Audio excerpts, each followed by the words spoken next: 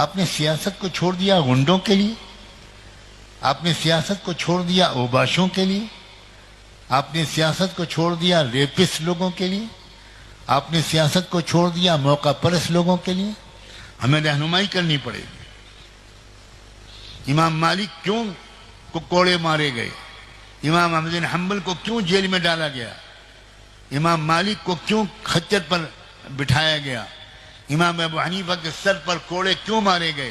وہ پڑھاتے رہتے حدیث و فقہ؟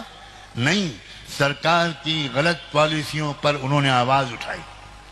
وہ تختہ پلٹ نہیں کر رہے تھے، ان کو ستہ پر قبضہ نہیں کرنا تھا، لیکن من رأى منکم منکرا فلیغیرہ بیدہ، اگر کوئی غلط بات دیکھ رہے ہو تو عملی کوششوں، ان کوششوں کے ذریعے جن میں حکمت بھی ہو اور ہمت بھی ہو، صورتحال کو بہتر بنانے کی کوشش کرنا، یہ ہماری ذمہ داری ہے۔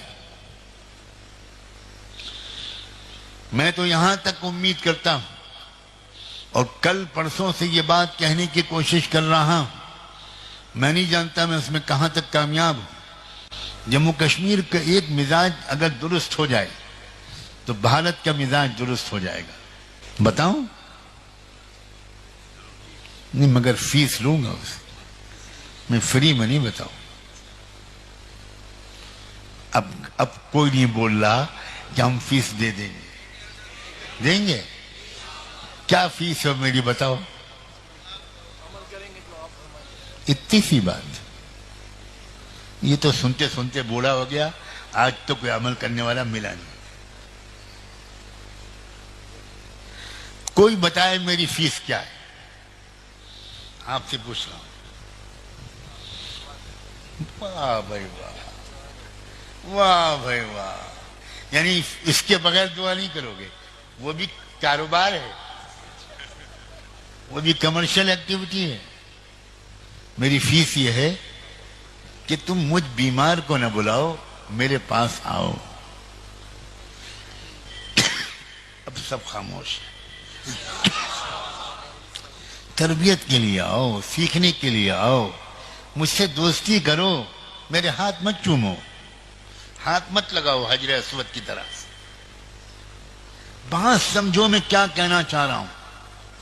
میں اپنے ہندو بھائیوں سے بھی کہتا ہوں، تم کو کچھ لوگ ہیں جو اپنے ذاتی مقاصد کے لیے مسلمانوں کی نفرت تمہارے دل میں بٹھا رہے ہیں، ان دھوکے بازوں کے چکر میں نہ پڑو۔ میں اپنے سکھ بھائیوں اور بہنوں سے بھی کہتا ہوں، میں مسلمانوں سے بھی کہتا ہوں، ہر ہندو کو برا مت سمجھو، ہر ہندو کو دشمن مت سمجھو، ہر سکھ کو دشمن مت سمجھو، ہر پولیس والے کو دشمن مت سمجھو۔ میں تو اپنے پورے ملک میں اس بات کی تحریک چلا رہا ہوں کہ ہر علاقے کے لوگ اپنے علاقے کے ڈسٹرکٹ ایڈمنسٹریشن کا اعتماد حاصل کریں، ان کا بھروسہ حاصل کریں، ان پر بھروسہ کریں۔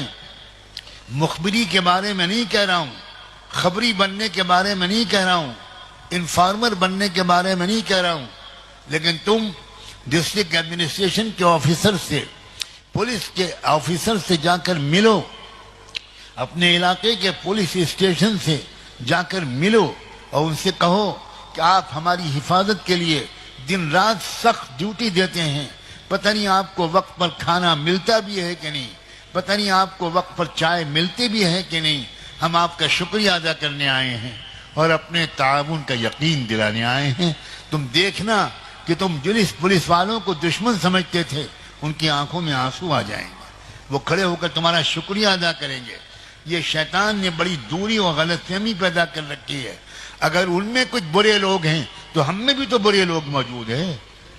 کیا یہ آپ کہہ سکتے ہو کہ صرف ان میں برے لوگ ہیں، ہمارے اندر سب فرشتے ہیں، سب امن پسند ہیں؟ نہیں، بالکل نہیں۔ ہمارے اندر بھی کم سمجھ لوگ موجود ہیں، ہمیں ان کو بھی سمجھانا، یہ بند کر دو، ہمیں ان کو بھی سمجھانا ہے، اور ان کے اندر بھی برے لوگ ہیں، وہ بھی سمجھ جائیں گے، ان کو بھی سمجھانے کی ہم کو بھی کوشش کرنی ہے۔